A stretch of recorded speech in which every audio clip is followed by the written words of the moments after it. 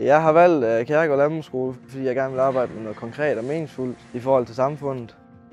Jeg har valgt Kjærgaard Landbrugsskole, fordi at der er meget praktik og blander teori og praktisk sammen.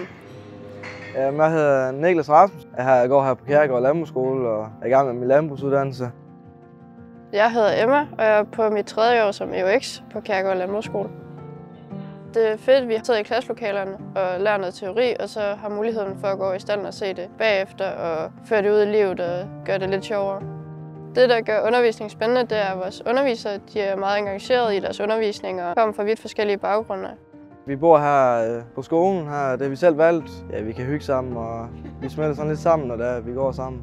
I løbet af tiden på Kjærgaard, der er vi også ude at se en masse gårde og andre virksomheder, som har noget med landbrug at gøre. Det gør det lidt nemmere at forstå tingene, og man ligesom har undervisning ude i praktisk også. Derudover kommer vi i praktik i x antal tid, mens vi er på Kjærgaard, hvor vi er ligesom ude på vores egen gård og lærer en masse derude. På Kjærgaard der har vi et fag, der hedder bæredygtighed, at landbruget skal blive mere grønt og mere i den grønne omstilling. På skolen har vi et godt socialt sammenhold. Vi er meget sammen med hinanden, og torsdag der har vi en kælder om aftenen, hvor vi kan gå ned og hygge, drikke sodavand og spille spil og diverse ting.